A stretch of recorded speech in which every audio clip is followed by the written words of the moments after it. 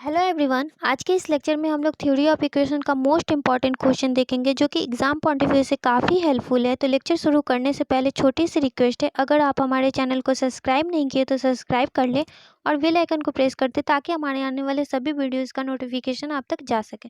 तो चलिए लेक्चर शुरू करते हैं। तो आज का हमारा क्वेश्चन है, find the condition that the roots of x to the power 4 plus p into x cube plus q into x square plus rx plus s equal to 0 may be in GP।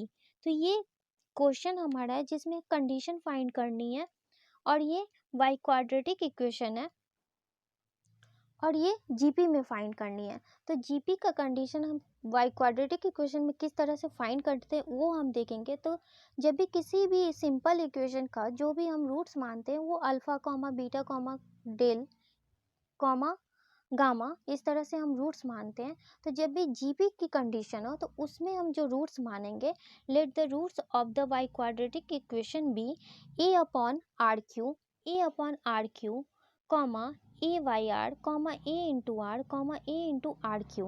और ये जो हमारा roots है वो alpha को denote कर रहा है ए वाई आर क्यू और beta equal to a Y r और gamma equal to a into r और del equal to a into r q. तो ये अल्फ़ा बीटा गामा को हम ए वाई आर क्यू और ए अपॉन आर क्यू से हम रिप्रेजेंट कर रहे हैं क्योंकि ये हमारा जीपी में है। और जीपी में जब भी जो हमारा कॉमन डिफरेंस होता है वो मल्टीपल में होता है, इसीलिए हम इस तरह का रूट्स हम इसमें मान रहे हैं। अब हम इसमें देखेंगे कि इस वाई क्वाड्रेटिक इक्वेशन का कोफिशिएंट हमारे पास क्या क्या है। तो इसकी coefficient x to the power 4 की कोफिशिएंट 1 है। तो यहाँ पे since a naught equal to 1 comma a one equal to p है, क्योंकि एक्स क्यू की कोफिशिएंट पी है जिसे हम ए वन से डिनोट किए हैं और यहाँ पे a two equal to q, यहाँ पे a two equal to q x square की कोफिशिएंट क्यू है जिसे ए टू से डिनोट किए हैं और a three equal to r जो एक्स की कोफिशिएंट आर है। तो यहाँ पे ए थ्री से डिनोट किए और A N equal to S. ये लास्ट का इस इक्वेशन का लास्ट का जो कांस्टेंट है उसे हम ए एन टर्म से डिनोट किए, तो A N equal to S हो गया। अब जब ये हम यहाँ पे हमारा सिंस ये कोफिशिएंट दिया हुआ है और यहाँ पे लेट या अज्यूम जो भी, तो यहाँ पे लेट हम रूट्स जो माने हैं तो इस रूट्स की हम सम ऑफ रूट्स निकालेंगे। तो सबसे पहले सम ऑफ रूट्स निकालेंगे। तो now a Y r Q plus a Y r plus a into r plus a into r Q equal to minus a one by a naught, ये sum of roots की formula होता है, equal to minus a one. तो a one equal to यहाँ पे coefficient जो दिया हुआ है वो पी है, तो यहाँ माइनस पी बाई वन हो जाएगा।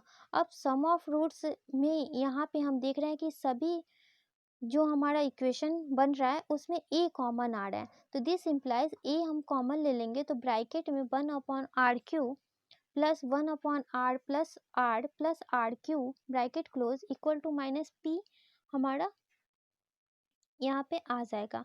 तो देन जब ये हमारा माइनस पी आएगा तो क्रॉस मल्टीप्लाई हम बोथ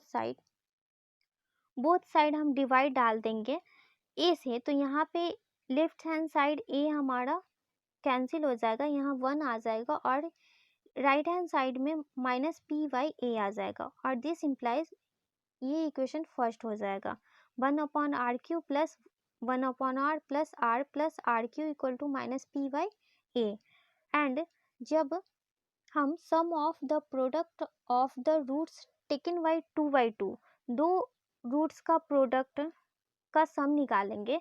तो यहाँ पे हमारा जो फॉर्मूला होता है, यहाँ पे जब ये हमारा रूट्स है तो दो रूट्स का सम निकालेंगे। तो यहाँ पे a Y r q into a Y r plus a Y r q into a Y r, यहाँ पे हम देख रहे हैं ये हमारा फर्स्ट रूट्स है, तो इससे मल्टीपल करेंगे तो a Y r q into a Y r plus फिर ये वाले टर्म से इसमें मल्टीप्लाई करेंगे तो a Y r q into a r, फिर ये वाले टर्म से इसमें मल्टीप्लाई करेंगे तो ए इंटू आर क्यू, ये वाला हमारा थर्ड टर्म हो जाएगा। इसी तरह से जब इससे ये सभी में मल्टीप्लाई होकर ऐड हो गया, क्योंकि हमारा sum of product of two roots निकाले, तो फिर ये सेकंड वाले रूट से हम इसमें मल्टीप्लाई करेंगे और उसका सम निकालेंगे।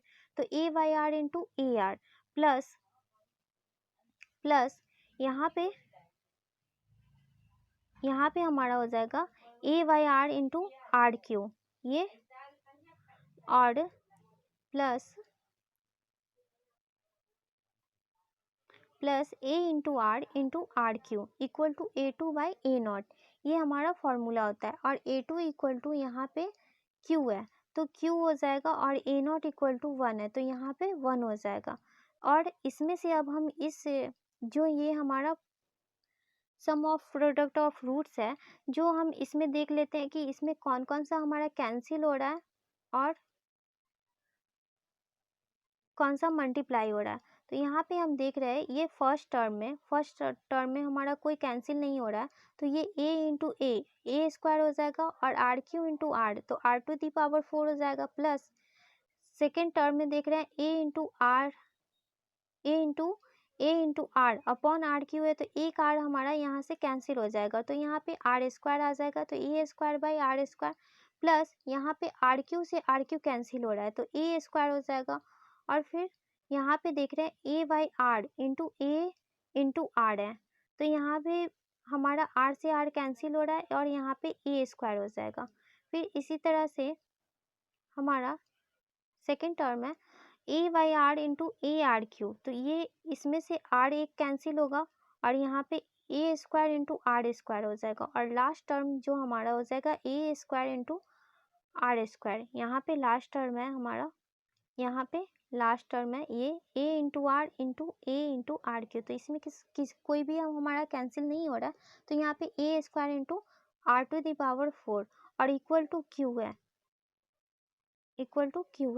तो देन यहाँ पे हम क्या करेंगे, इसमें से ए स्क्वायर कॉमन आ रहा है तो इसमें से ए स्क्वायर हम कॉमन ले लेंगे, और ब्रैकेट में हमारा बच जाएगा 1 by r to the power 4 plus 1 by r square plus 2 plus r square plus r to the power 4। ये 2 हमारा ए स्क्वायर और ए स्क्वायर कॉमन लिए तो 1 प्लस 1 यहाँ पे 2 आ जाएगा इक्वल टू क्यू।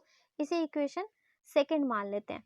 अब जब इसे इक्वेशन सेकेंड मान लेते हैं तो यहाँ पे हमारा sum of the product of the roots 2/2 का हमारा यहाँ पे निकला है। अब हम ये हमारा 4th डिग्री का इक्वेशन है, तो अब हम 3/3 रूट्स का प्रोडक्ट निकालेंगे।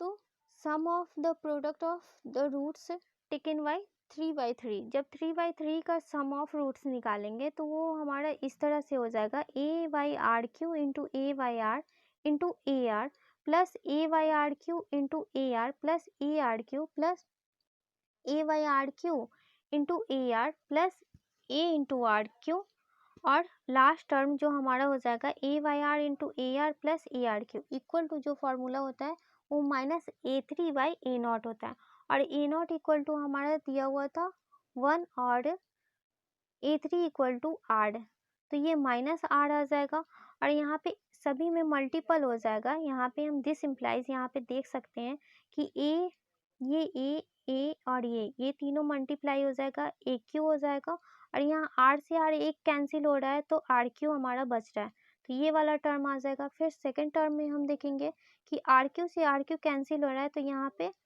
ए इंटू ए तो ए क्यू बाई आर आ जाएगा।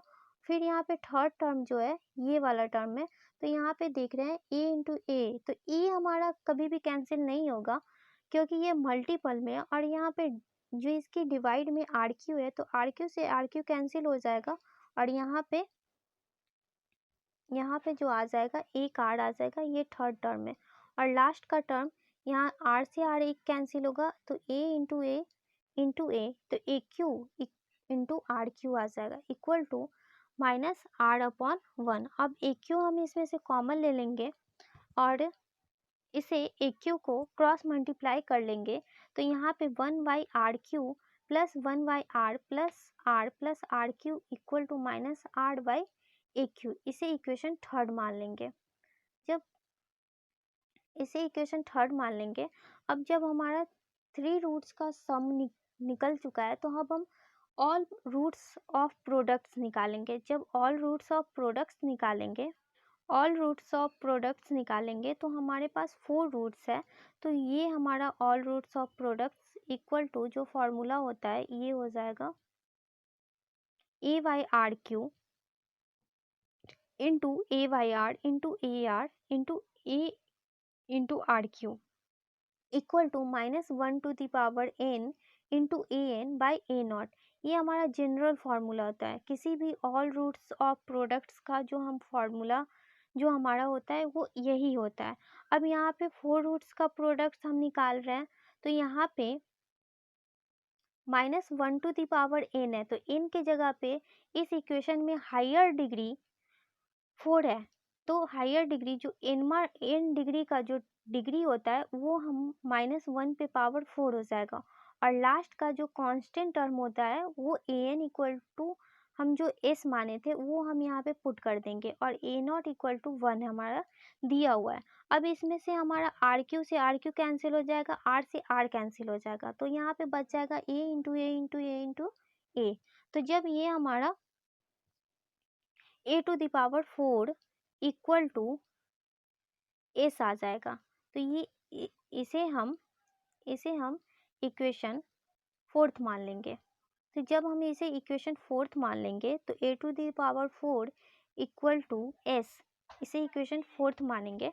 तो डिवाइडिंग थर्ड बाई फर्स्ट, अभी इक्वेशन थर्ड को बाई फर्स्ट से डिवाइड कर देंगे, तो इन दोनों इक्वेशन का ये जो हमारा आ जाएगा 1 by r Q plus 1 by r plus r cube divided by 1 by r Q plus 1 by r plus r Q equal to यहाँ पे हमारा दिया हुआ है, ये इक्वेशन थर्ड का है, -r by a q upon -p by A.